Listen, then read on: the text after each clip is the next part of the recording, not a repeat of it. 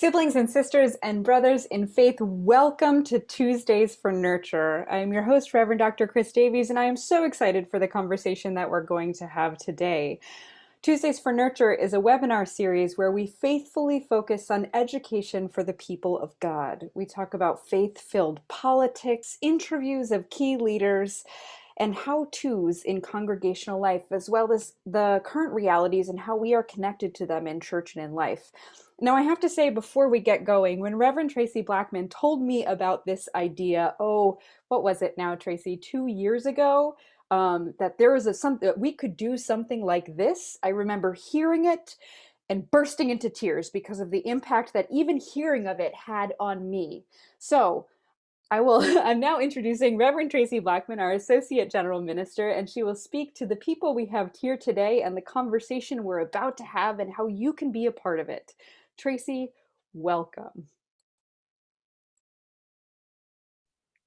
Thank you, Chris. It's always a joy and delight to be here with all of you who are tuning in and with our phenomenal guest. I am grateful today to co-host with our Director of Philanthropy, Reverend Dr. Kent Siladi. So great to have you with us as well, Kent. And welcome to you, Allison and Scott, for taking time out of your day to be with us. We are so excited about our partnership with RIP. And as you might imagine, there are lots of questions about RIP. And so we thought it was best to bring you on.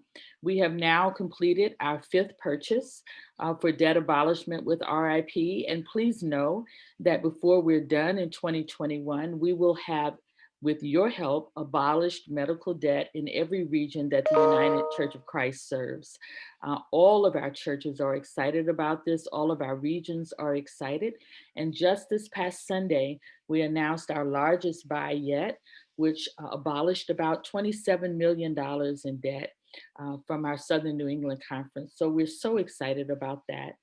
We thought that our listeners would want to hear how this works, because those are the questions that we get the most often. On your website, I know that you have already exceeded $2 billion in debt abolishment. So you're onto something amazing, particularly amazing at this point in time in history when we are struggling to keep afloat the Affordable Care Act. We have 79 million people in the United States who are wrestling with some form of medical debt. 1/3 of our citizens are at the brink or living below poverty. The work that you're doing is life-giving. Allison Sesso is the executive director of RIP, and we're grateful that you would take time out of your busy schedule to be with us. And Scott Patton is the development director for RIP. I understand that there is a video that kind of will help introduce us to what you do. And then after that, we'll have a conversation. Is that okay? Chris and Jennifer, can you play the video? Bill they can't afford is as scary. Over 100 million Americans, or 1 in 3, have struggled with the weight of medical debt, causing many to deplete their savings, turn to crowdfunding, declare bankruptcy, or worse, delay the medical care they need to stay alive. More than half of Americans say getting a bill they can't afford is as scary as a serious diagnosis itself. Our debt is killing us. But what if we could make that debt disappear? We're RIP Medical Debt, a nonprofit that has done just that, eliminating billions of dollars in debt for struggling Americans. We are working not only to shift the way we think about medical debt, but change the lives of people living in its shadow. So how do we abolish billions of dollars in debt without billions of dollars? By using the rules of the game, not to win, but to create a world where we take care of those who need it most. When you go to a doctor's office, hospital, or clinic, you might get a separate bill for every step of your care. If these bills aren't paid, they can be sold to a debt buyer for a fraction of what you owe. However, they will still attempt to collect the full amount owed from you. Some will add negative marks to your credit report, affecting your ability to buy a car or home. while others will even take legal action, resulting in wage garnishments and property liens. These actions used to leverage payment threaten the financial health of hardworking Americans who have this debt through no fault of their own. That's where we come in. RIP Medical Debt works with our partners to see through the chaos and find those debts that will be the most impactful when relieved. While we can't search for a particular individual's debt, we can filter them down to make sure we're serving the people who are least able to pay. With our donor support, we're able to buy millions of dollars of debt at drastically reduced pricing, which makes this disappearing act one of monumental proportions. But we don't stop there. We make sure any negative marks on credit scores for the debt we buy are removed. So not only can recipients forget their past, but they can begin to move forward. Our programs put no additional tax burden on the recipients and are compliant with HIPAA and the Fair Credit Reporting Act. And after all the behind-the-scenes work is done, every year we send out thousands of letters to homes all across the country, letting people know their past is in the past. Their health is not a burden, and their life is worth more than a bill. And together, we'll cure medical debt.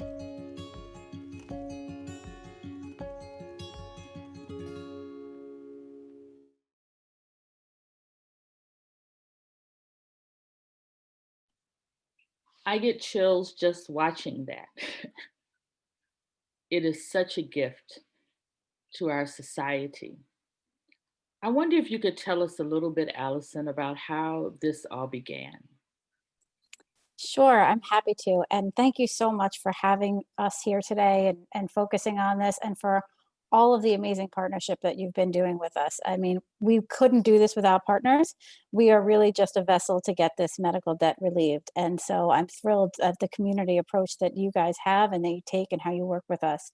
So I'll tell you a little bit about myself. I'm actually new to RIP myself. I've only been here since late January. Wow. Um, yeah, I actually came. I used to represent nonprofits that provide social services, and so I really did see, how people are struggling in communities. And then I heard about RIP Medical Debt. They were searching for an executive director, and I was very lucky to land this wonderful position and to really move the organization forward and to really try to make sure that we eliminate a lot more debt. And I'll tell you, the two founders, Jerry Antico, Jerry Ashton and Craig Antico, are incredible. They came up with this idea and frankly took a big risk personally to get this organization started. They started the organization in 2014. Jerry actually was inspired by Occupy Wall Street in Manhattan. And when that whole movement started, he started talking to some folks down there, and they had this idea of really helping do some debt abolishment. And he had done that for a living. He was a debt abolisher, and he said, let me help these people think this idea out. Although they thought it was crazy, like impossible, and not something that would was like out of the realm of possibility. Who would ever do that? But he stayed and he talked through it with them. And it was interesting because the amount of money they were planning to raise was like a couple of $1,000s, and in his world, a couple $1,000s is like rounding errors. It's not a lot of money. But they really changed his perspective, these individuals, because they said to him, the people whose debt we're relieving, that is not a rounding error. That is actual a real impact on their lives. And he said, Absolutely. you're right. How can we do this in a more, macro way? And he solicited Craig, who, came to the table, and the two of them set off on this amazing journey. I will say that they did struggle at first. If you read their book, that they talk about this, they talk about their struggles. They financially put themselves out there and face poverty themselves to get this organization started. But we were lucky that we had sort of an intervention by John Oliver, who put us on his show and talked about RIP medical debt and the issue of medical debt and how our model worked. And because of that, there was a lot of national attention and a lot of people came to the table, and we've been taking off since then. I mean, it's really just a matter of getting the word out there about who we are and what we're doing. And so that's been our journey, and it's been really, really incredible. And again, I'm lucky to have joined and come on board, but I too saw the amazingness of this model and said, I see that this is medical debt. To me is it's a combination of looking at the broken healthcare system and our broken economic systems clashing together to create medical debt. And that to me is something that is worthwhile for me to spend my time and attention to. And so here I am, I'm ready to get the organization to even the next level. That's great. Kent, you want to ask something? Jump in. Yeah, so I love the story of Craig and Jerry, debt collectors who turn to debt forgivers. That's really a powerful story for a variety of reasons. One is they knew what it was they were trying to take on. And number two, they saw the power of two people starting a movement to do something, to make a difference. And boy, do we need that message right now, this message that don't think that we don't have power to make a difference. When I was working on the Southern New England buy, one of the things we got were lots of questions. People are a bit skeptical about the idea that a dollar will relieve $100 worth of debt. That just is unfathomable in most people's minds. And a phrase that often is repeated again and again is, "This sounds too good to be true." Scott, do you have any response to "it's too good to be true"? So that is something that we hear a lot. And in general, I think that is a really good guiding principle. If something sounds too good to be true, it probably is. The situation with RIP medical debt, though, it's not quite the same in that I would kind of turn that around and say it's not too good. Unfortunately, it's really awful. What we're doing is we're actually exploiting the system of medical billing in the United States against itself in order to make this happen. So the transformation of $1 to $100, that's not some magic that we're performing, as we're, we point out in that video.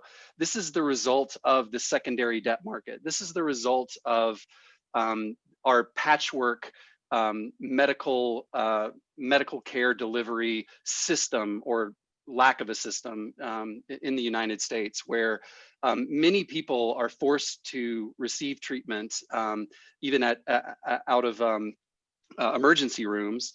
And then the average bill from emergency room visits are extremely high, just walking in the door, thousands of dollars. And then of course, this isn't, you're not going to try to buy a car that you can't afford. You're not, taking out a line of credit and then exhausting it completely on things that are low priority or should be. Medical treatment is at the center, of our experience of life in our bodies, right? We're going to seek treatment to feel well. And it's unfair that people encounter this much medical debt that affects so much of their lives outside of just their general well-being.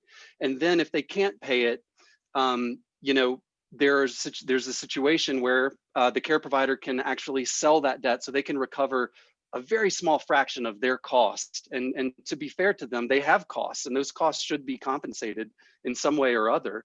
But they sell that to the secondary debt market for literally pennies on the dollar. Usually it's less than 10% of the collection of bills that a patient may receive.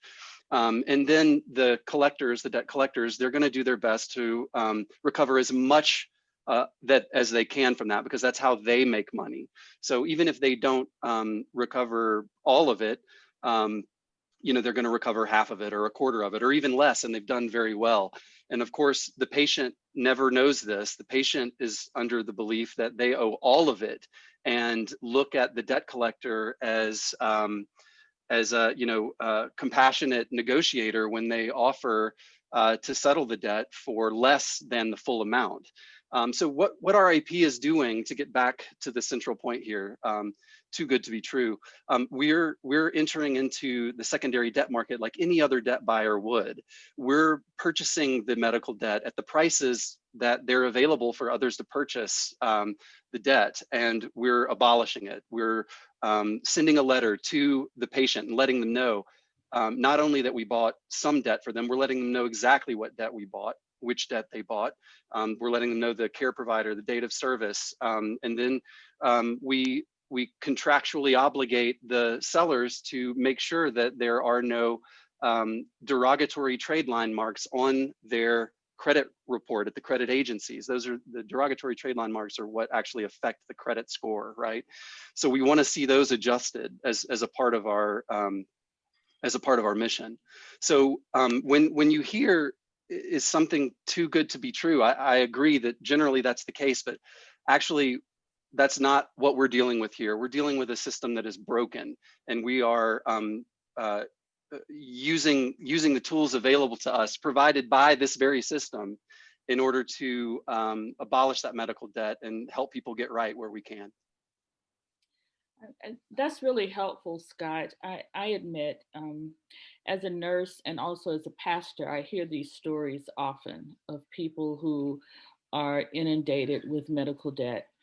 Just earlier this week in the Southern New England by someone who was living under the weight of medical debt gave a testimony and talked about receiving a bill from the emergency room that included, out of a number of things, a $78 jar of Vaseline, right? So by the time you get medical supplies in the hospital, the costs are astronomical because they factor into that. And I remember this from being in the hospitals. I did quality assurance. I worked the floors of the hospital.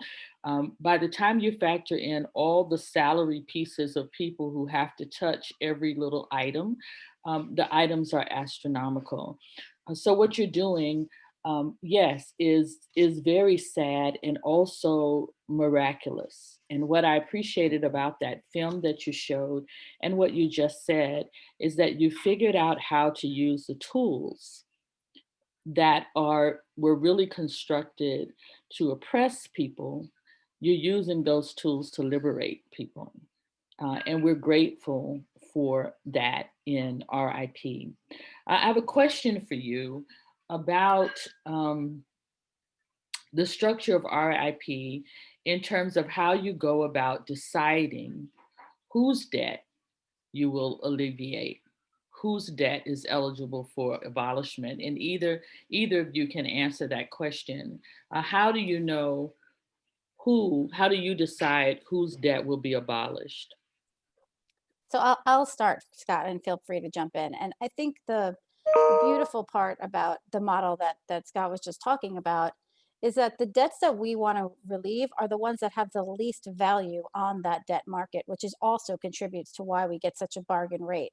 We're trying to buy the debts of the people who are least able to pay, and the debt collectors know that. So those debts, they're willing to give them to us at a pretty low price, and so our qualifications, those are the ones that are the ones that we want. They're the ones that are gold to us, right? So it's exactly what you said, flipping the whole market on its head. So in order to qualify, we do have qualifications. You have to be at 200% of poverty or below. Now that's great, but frankly, there's a lot of people that are living above that and are still struggling, right? I mean, that's increasingly that 200% of poverty is relatively low number. I think that there's still very many people that are like at 400% of poverty and considered struggling. So we have another qualifier that says that if the debt is 5% or more of your income, then you are financially struggling, and so we will absolve your debt in that case as well. Also, if you are insolvent, so if you're facing bankruptcy, and we know that medical debt is like a number one cause of bankruptcies. So we really are helping prevent people from allowing medical debt to cause them to go into poverty as well through our model. So that's how we really identify people. Now, we don't do it on an individual basis. And I think this is the part that really people say, we don't get it. It's, you don't even know who these people are before you forgive the debts. And it's true. We don't know who they are. We see the problem of medical debt as a American problem, and that we are all here as people living in the United States to solve it together. And so we are trying to solve this problem collectively and by pooling people's grassroots resources to solve this problem together, because we're not seeing a national approach that's working for anybody right now. And so we really are thinking sort of macroly about this problem. And so we're looking for anybody's debts that that people qualify for. And once we find those debts on the secondary market, we make them available for people to use their donated dollars. We match the donors to the debts that are available, and we abolish them.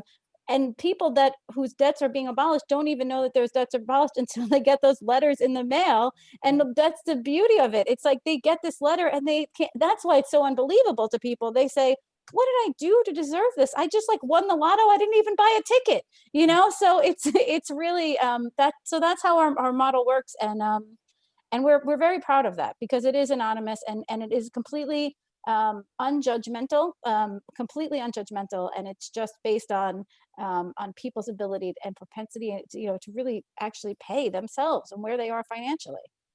Thank you for that, Allison. You want to add anything, Scott?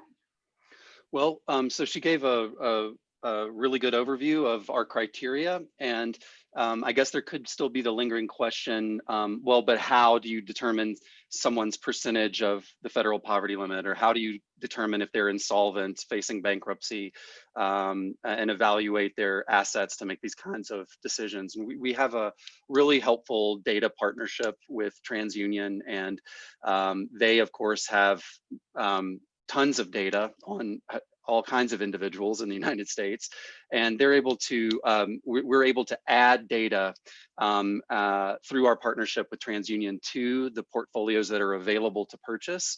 And we're able to very quickly and easily determine which individuals in these portfolios meet our criteria and which ones don't.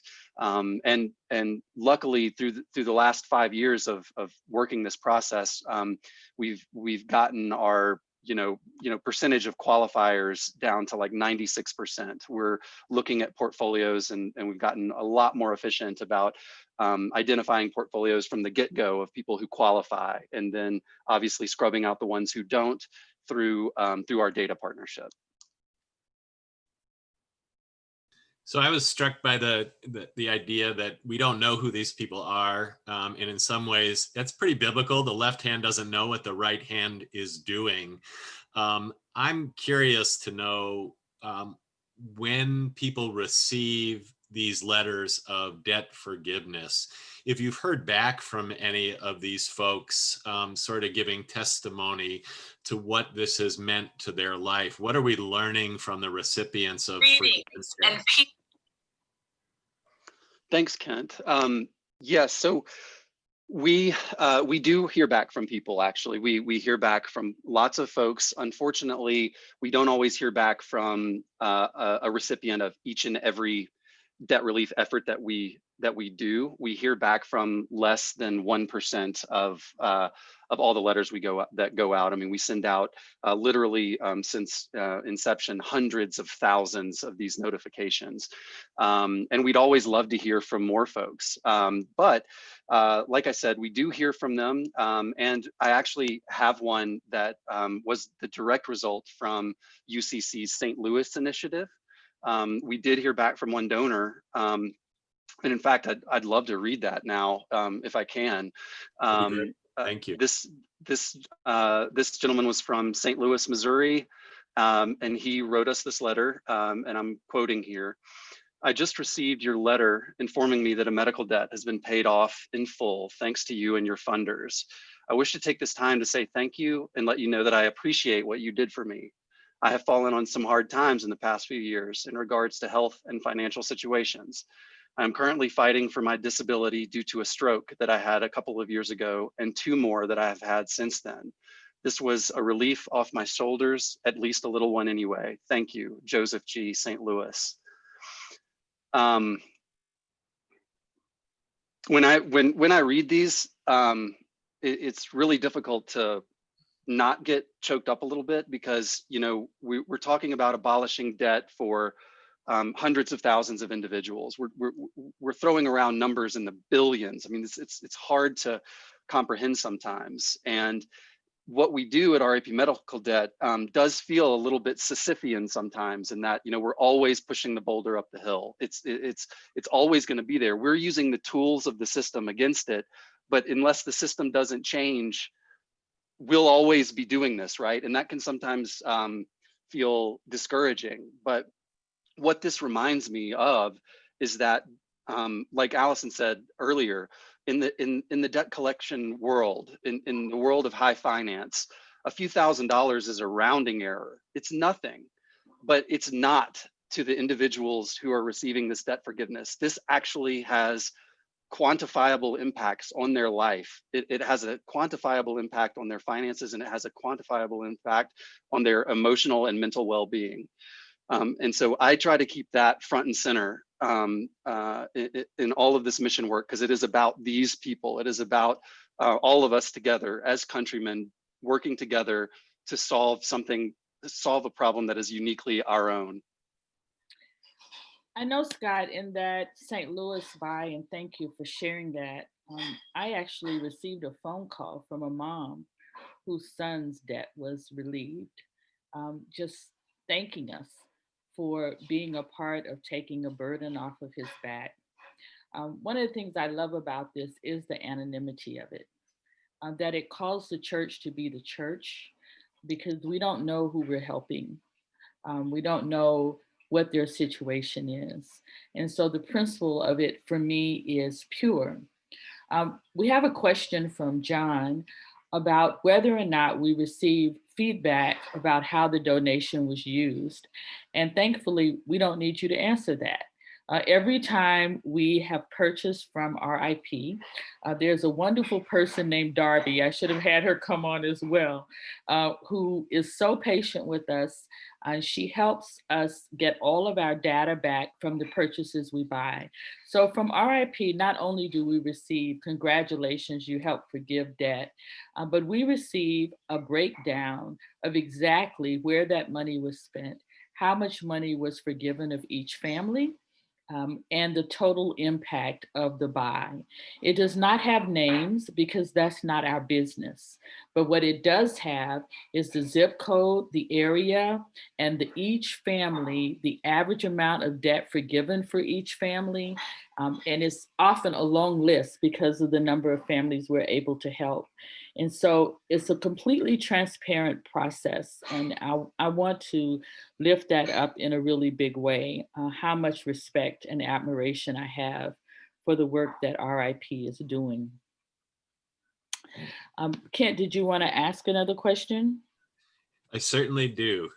So we find ourselves in the midst of a pandemic, and that has impacted certainly medical bills. Apparently, the cost for a visit for COVID-19 in a hospital averages out to be around $20,000 per person. At least I've seen some statistics about that, I think from your website.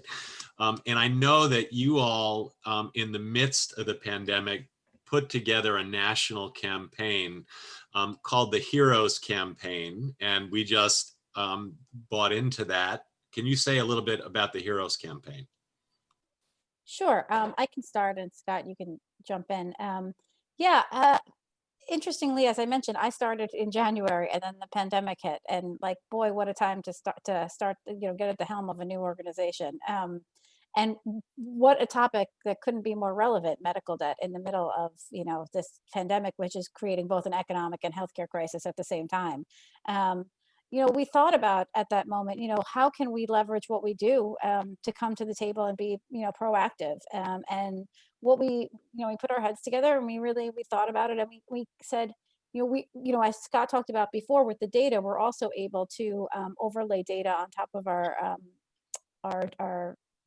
debt database, where we can see the debts that are available, and put occupation data on top of that. So we were able to actually identify occupations that are people working, that were our frontline heroes, right? The nurses, Traci, thank you for your service. The home health care aides, the people who were showing up in this moment. And then we also thought, it's not just those individuals, but also the individuals that are going to running the grocery stores, and that are taking their a regular job, all of a sudden became a very high health risks and personal risk for themselves. And we wanted to do something about that. And so what we did is we wanted to prioritize those individuals' debts for forgiveness. And so that's why we came up with it, this Helping COVID Heroes Fund, which has been really successful. And I think it's been really a way to sort of identify and say, still anonymous, but it does help us say we're directing this debt to those individuals that we know are going above and beyond. And frankly, it's heart-wrenching that medical professionals have medical debt too. It just shows you just how broken our system really is. I mean, that is sort of unfathomable to some degree, but it is real.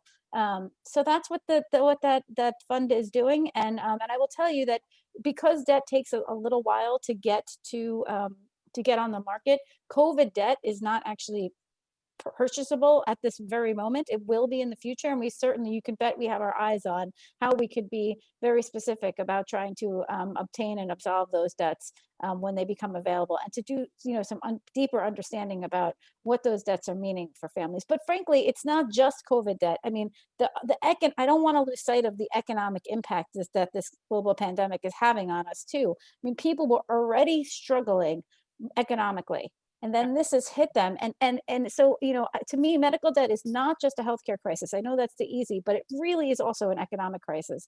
A lot of the medical debts that we're relieving and that you've helped us relieve, if you look at the average, Traci, you talked about, looking at the averages, they're like $800, $1,000. That is a crisis. That people cannot afford to pay $1,000 is a crisis in and of itself. Yes, I agree. And let's talk a little bit more about this crisis, because while abolishing medical debt feels wonderful, it's a good feeling to be able to help people in that way. We are not a denomination that is just about charity. My own way of talking about that is charity is a placeholder until justice comes. We're after justice, right? And so the question we are seeing in the chat, and it's certainly a question I have, is what is going to be necessary for us to abolish the need for RIP?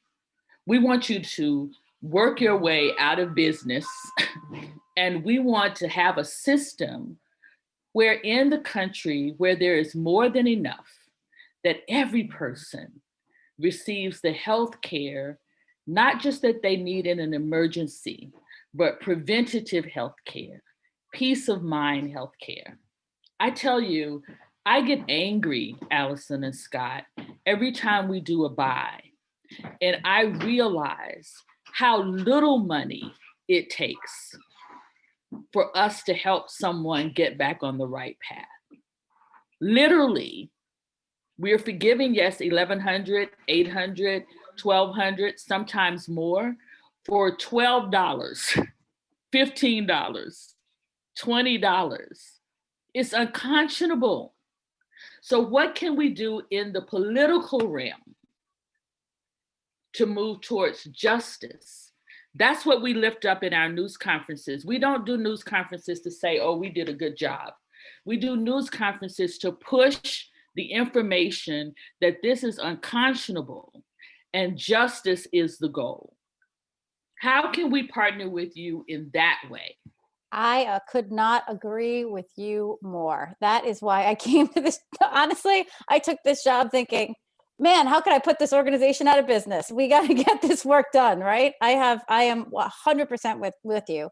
As I said before, I came from representing social service agencies, about almost 200 of them. And to me, they were always a Band-Aid. They're all of social services, almost all of them, except maybe excluding, services for elderly people or like childcare, like those are ongoing needs. But a lot of social services at the end of the day are cleaning up an unjust system or a broken system and are picking up the pieces. And I feel the same exact way about RIP medical debt solution. However, it's a critically important effort that needs to happen until justice is served. Now, one of my actual first hire was a public policy associate. because this is exactly my very first hire. I said, I'm hiring a public policy associate because we need to amplify through where we sit and through this work that we're doing. We need to amplify this problem and stop the trend of medical debt and put ourselves out of business, as you're saying. Now, unfortunately, because there's so much that's been created, we will have a lot of cleanup to do even once we stop the flow, but let's stop the flow. We're looking at charity care policies that hospitals have. They're one of the things that we're trying to get hospitals to do. We're trying to interact with hospitals more, and actually buy debt directly from the hospitals and cut out the secondary market. Frankly, like that's one of the things that we're trying to do right now. We're trying to figure out how to do that. We actually got approval in July from the federal government for our model that sort of supports that, our ability to do that.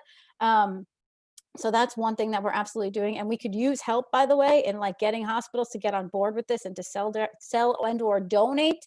If they donate the debt to us, we could go even further with this. So that's one thing I would say. Well, I'll put that out there to have more conversation on.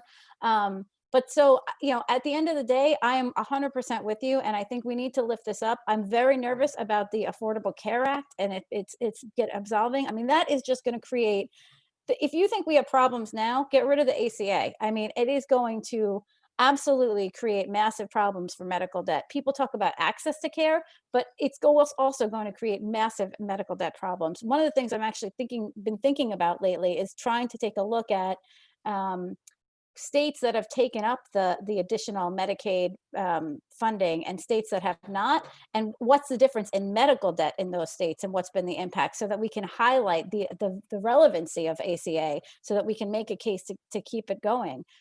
So I am 100% with you. I absolutely want to look at charity care that hospitals, their policies, so that they're actually applying that, because many of the hospitals in this country are nonprofits and they should be giving back. And whether or not they're actually accountable to that is a question. It depends on the hospital. A lot of them are, but our struggle, it's all over the gamut. So I think we're paying attention to that, but also just frankly, elevating these issues. We have some research going that's really going to sort of help shine a spotlight on the medical debt issue, what it means financially to people. But more importantly, I think, as Scott was pointing out a lot earlier, which is important, the impact on well-being. I mean, the fact that medical debt itself is a social determinant of health is something to pay attention to. So not only when we relieve these debts are we helping people financially, but we're actually administering a medicine in a way, right? I mean, we're actually getting rid of a social determinant of health. And that's important to pay attention to. So I am with you. And that is the direction that RIP is going in, not only just to, do this important work of debt relief to help individuals now, but to shine a spotlight on the problem and to really be out there fighting for change. Just in addition to that, obviously, it goes without saying that we live in a hyper-partisan political environment, yeah. And a lot of the conversation around medical billing has been, how should we say? It's been oversimplified. On the left, the focus is on the single payer system, and there's a lot of really great things, advantages that could come from that. On the right, there's not as much sustained effort at reducing these things, other than measures for cost transparency, which in my estimation have a pretty limited ability to affect a patient's choice, because while it may create some competition, if I have a emergency situation, I'm not going to sit down and do some cost comparison before I go to the hospital. And obviously, I don't have a choice, because I'm going to go to the hospital that has the most likelihood of being in my network, right? So already our choices are very limited. The fear of losing choice is, I don't know about that. But what we do have to do, regardless of your political orientation, this is really important. We have to get very specific and nuanced, and not be distracted by the partisan messages, because what we have to focus on is what reduces the price of care. Okay, if, for instance, you were to go fully in the single payer direction and not address the cost and the pricing, you're just transferring who's paying and how it gets paid, but it's not necessarily going to bring down the cost and the price, the price of delivery. So I am absolutely for evaluating and there's so many, as you pointed out, Traci, in the hospital environment, there's so many moments that could stand from a billing reassessment, and we have to make sure that we're focused on what will actually lower the cost of care, and that is built into whatever we propose and however we advocate. And it's easy to lose that. It's easy to lose that in the broader, more generalized conversation about it. That's great. I want to hit just a couple of questions, and then we're going to take even more questions from the chat. One of our conference ministers who's in the Penn Northwest East region, I think Penn Northwest, Dave, has a question about their geographic area. So we've been doing this for a while. We started doing it when you could say, I want this zip code, this zip code, this zip code, this zip code. And thanks be to God, you have exploded beyond the capacity to do that. But we still are able to say we want this region to see if we have debt in this region or in that region. And you've been very gracious. So David's question is about the geography of targeting debt with donations. Obviously, people want to help everyone, but they also want to help people that are around them that are hurting. So I want to assure you, David, that you can name the geographic region you want RIP to look in. It has been our experience, and I want you to speak to this, that is much easier in urban areas than in rural areas, that there isn't as much consolidated debt in rural areas to pick up in the purchase. But what is there by region, you are able to name, and we will buy what we can by region. Southern New England bought what they wanted in their regions, all that was available in the regions that they named, and still had money left over. And if you have money left over, our agreement with RIP is that they can use that money where it is most needed. I think that is in line with who we are as a church. And so we're grateful for that. Wanted to answer that question. One of our regions that is closing now on a buy, you are already purchasing, we should almost be done, is Kansas City, Oklahoma.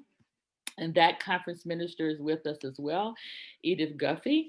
And she says that Kansas is one of the states that has not expanded Medicaid. We can't even get legislature to consider it, despite all the research that indicates how much money the state is losing and how many hospitals have closed that would have benefited by the expansion, let alone patients.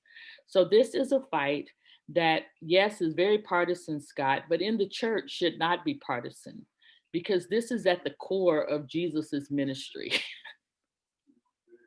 Bottom line, whether you wear red or whether you wear blue, if you are claiming Christianity, it has something to do with a radical Palestinian Jew who spent his ministry helping heal people and give access to things they didn't have. So on this case, we should be able to speak in one voice. Did you have a final question, Kent, before we invite Chris back to tell us the other questions that we have? I was particularly taken, Allison, by wanting to work collaboratively with hospitals. Here in Connecticut, there are hospital bed funds that are set aside for similar purposes to help folks who may not have the coverage. So I'm really happy to hear. Could you talk a little bit about sort of what you see on the horizon for RIP, sort of where you're heading? I know you have grown exponentially as far as people's commitment to RIP and what you're doing. Could you say a couple words about the future for RIP? Yes, I'd be happy to. So we want to be able to buy debt directly from hospitals, and what we'd really like to do is like really partner within a community and identify, you know, where the donors are locally. If it's a community foundation, if it's a church, if it's a mixture of people that are coming together that are care about that community, are embedded in that community, that are working with us, and to abolish that debt and create a regular stream of debt abolishment for that hospital, so that RIP is really, again, the vessel that connects within a community the donations with the debt abolishment. Now, the one thing I will say that is we have to be careful of, and this is, I think, for a good reason, is we're not allowed to publicize the hospitals that are allowing this, because then it sort of encourages people to know that if they go there, they won't have to pay and that their debts might be abolished. I don't think that's 100% accurate, because we do have this qualifying criteria, but I do understand why the federal government put that limitation on us. But I think nonetheless, it is possible to really aim and focus on the community and bring all the, again, the various players together. And frankly, look, hospitals are mission-driven institutions as well. And so them being, and they don't have really an expectation of collecting on a lot of these debts that are for these low-income individuals. So there isn't really, and they often write them off and plan to write off these debts, and they just sit on their books, and the person doesn't know that they've been written off. That is, to me, insane. There's all these debts out there that are just sitting, and the hospitals, if you talk to them, they'll say like, yeah, well, why do you want those debts? Nobody's going to pay them, and we've already written them off. And it's like, yes, but the individual is still, that's still sitting on their credit report.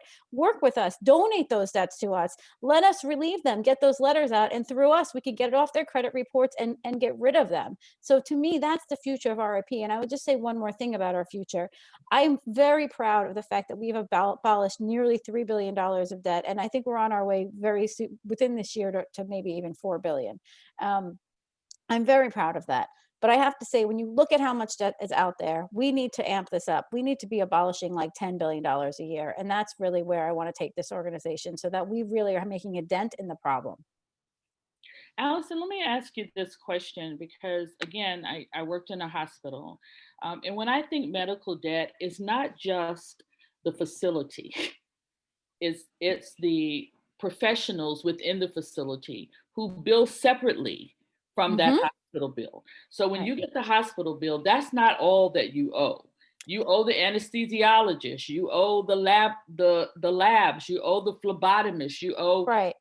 So is all of that debt included in So what? it depends on the hospital and its affiliation. So because hospitals are structured differently, as you probably know, obviously, like, so if we can talk to a hospital system, increasingly it's like hospitals are, as you're saying, like a lot of hospitals are getting absorbed into hospital systems. So like what used to be an independent hospital is now associated with a hospital system. And we're trying to get to that level at the hospital system level, so that it actually incorporates several hospitals and all of the physician groups that are associated with it. Now, if it's an independent physician, that's not probably debt that we're going to relieve. But if we would have to get that off the secondary market.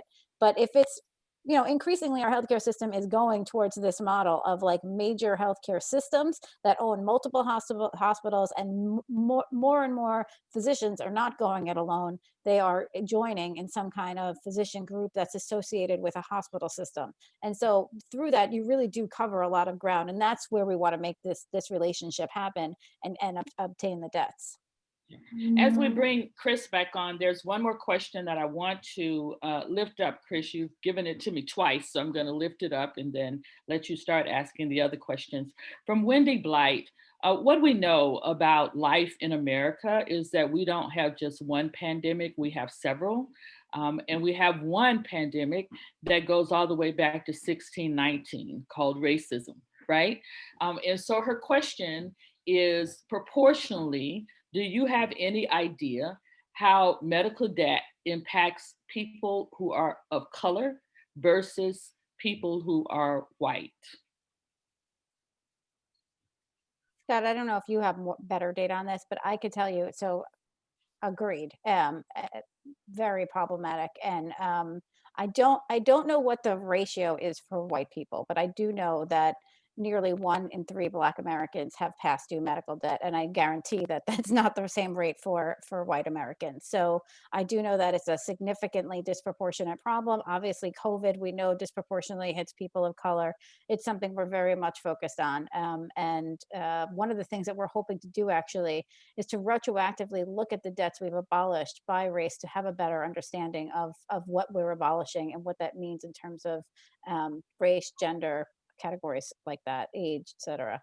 Well, that's that intersection that you're talking about, right? Because that disproportionate factor is not just due to to illness, it's also due to ability to pay, which Agreed. has to do with economics. Chris, take it over. All right, there are two questions I want to lift up. The first is from a conference minister in Edith Guffey in the rural area. We're working more intentionally, but her question is related to rural medical buys. And do you know, why do you think that there isn't as much medical debt available in those areas? Well, RIP Medical Debt's entire flight of programs and mission is somewhat limited by the medical debt that is available to purchase on the secondary debt market, right? We also have, we are also not willing to do business with just every person who has a credit card and managed to get into this business. John Oliver famously said on that medical debt show, any idiot can get into this business. I know because I'm an idiot and I've started a debt collection company. He's absolutely right, but we don't do business with any idiot. We have a vetting process, and we work with some of the largest debt buyers in the country. And what they make available for us to purchase can pretty much define what access we have to it, right? So right there, that's kind of like the biggest filter. Now, that said, we have access to between $2.5 and $4 billion of medical debt on any given day. So we can do some damage, right? Along with our funders and donors, we can make a sizable dent. The reason that well, first of all, I want to disambiguate something, which is that we actually have very little access to medical debt sometimes in major metropolitan cities. It's not just the rural urban situation.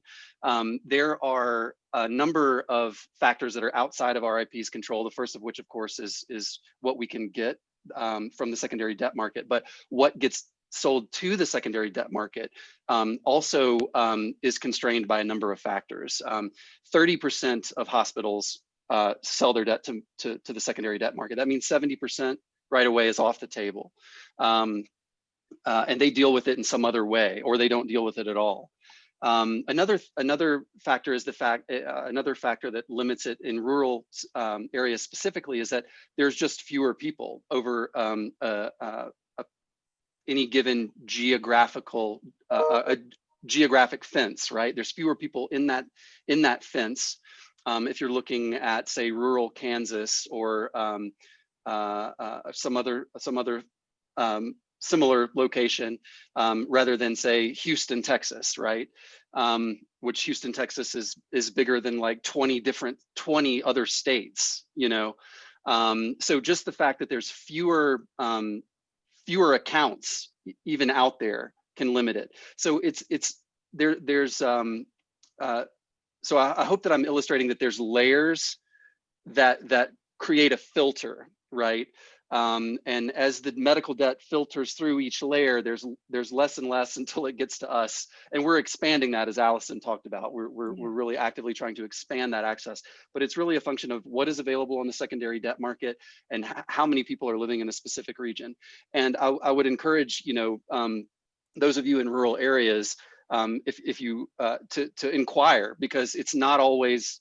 I don't want you to make the assumption that, well, our mission is in a rural area. There's probably not a lot of medical debt here. That could be true, but it could also not be true. And we can always work with the geographic target and define it in such a way where we can include enough medical debt to make a meaningful purchase. And that leads to the last question that we have time to engage in this conversation, which is probably partially for Kent and partially for you, Scott. how can an individual who is not associated directly with the congregation but wants to continue to get involved and is inspired by this work plug in, support, and get involved? Well, I would say, we'd love to hear from anyone who's interested. Following us on social media is really helpful. Digging into our website, which we have put a lot of time and resources into making it as clear and as easy a browsing experience as possible. And then reaching out through the contact form, or certainly you all can contact me directly, because we really like the opportunity to engage with prospective donors on the areas that are most meaningful to them, and helping to define the scope of what you might be interested in doing in terms of abolishing medical debt with you directly. We thrive on those kinds of relationships, and I feel like we can do a lot more by working together rather than keeping a distance and seeing, so in any case, I mean, you can always donate to our General Medical Debt Forgiveness Fund, which is right there on our website. It's the first choice in the drop-down menu of a donation. If you're not sure, you just want to abolish medical debt, we can always do that nationally without issue. And if the question is about a more locally defined debt forgiveness project, please just reach out, and we'd love to work with you on that. So We also want to. I'm sorry. Go ahead, Traci. I just wanted to be clear, and probably Kent's going to say this as well. We are working really hard to make the United Church of Christ a unified body. So that question was from someone who does not have a congregation. If you are a UCC congregation, the reason we want unified bodies is because the national setting is also contributing to every buy that we do. And what we want to be able to say in this instance is not the I, but the we. At the end of this in 2021, it is not going to be the I, it's going to be the we. The United Church of Christ, working together, was able to have this impact.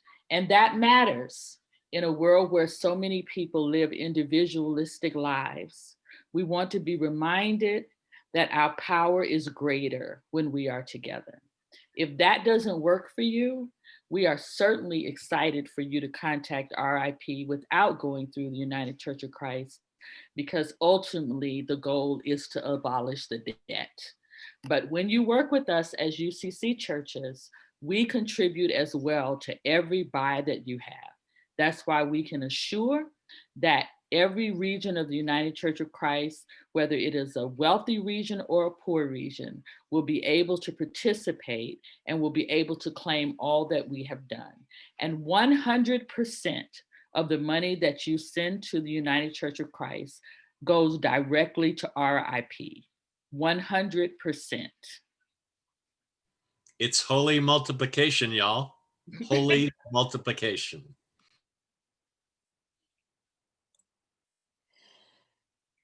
So that, I just want to clarify on that. That's when people donate to this particular program. The 100% is going to the program. 100%, yes. Great.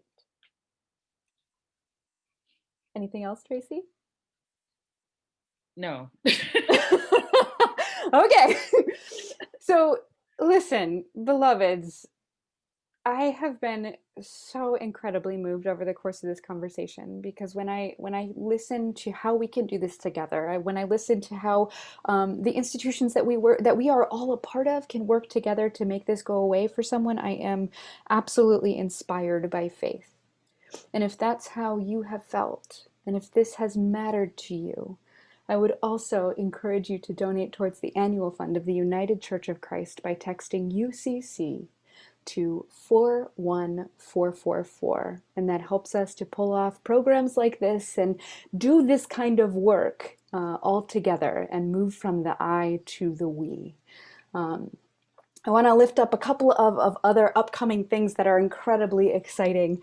First, on Thursday of this week, there are two women who have been idols of mine in various ways in conversation about activism, both in the days of SNCC and today, and how that all comes together and how it will come together with Spirit at the Polls, a conversation between Traci Blackmon and Ruby Sales. Join us. Next, I want to note that on Sunday we are gathering as the church and celebrating together an All Saints service. So if you want to add names in or lift names through the course of that service in the mourning that has surrounded all of us within the last year, please come at 6 o'clock Eastern Time, 5 o'clock Central Time, 4 o'clock Mountain Time, 3 o'clock Pacific Time, 11 o'clock if you're in Alaska, and 9 o'clock if you're in Hawaii. No, that's wrong. That's for this time. I do this a lot and I always get stumbly on the times. It starts at 6 p.m. on the Sunday. And finally, this is for you. If you are doing youth ministry or if you know someone doing youth ministry, I want to let you know that we are having this incredible conference for people working directly with youth to foster relationships between each other, reclaim resilience and gifts, and reconnect with the pulse of young people. And there will be workshops and worship and spiritual direction and more. And you can learn more at ucc.org/youth. So please join us. Having said all of that, one more, Chris. One more to you. On the Monday before the election, the United Church of Christ will host a worship service of hope, of resilience, and of prayer for a faithful and just election process. We are the church. We are. And the church hope is always the weapon that we use. And so we're going to come together on Monday, the day before the election, at 7 p.m. Eastern Time. 7 p.m. Eastern Time. Our General Minister and President, Reverend Dr. John Dorhauer, will give us a message of hope.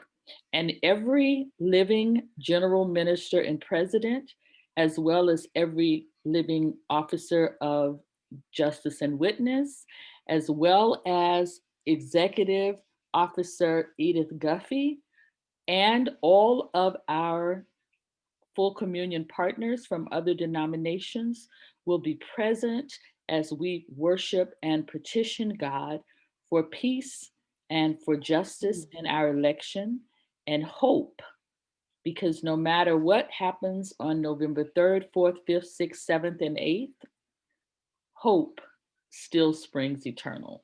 We are the church. I love when we do this together because you always catch the pieces that I miss. Thank you. So for that, with the hope as that essential pull for the church, Traci, would you lead us out in prayer? Holy One, for the work of Allison and Scott and all of the hands that make RIP possible, we give you thanks.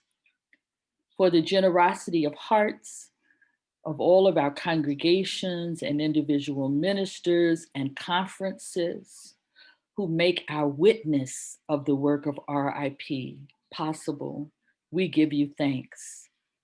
For all of the families who may have been losing hope, burdened and strapped by debt that should have never been theirs, we give you thanks that we are able to shine some bit of light, some reminder that when we claim to be those who follow you, that it requires us to see others.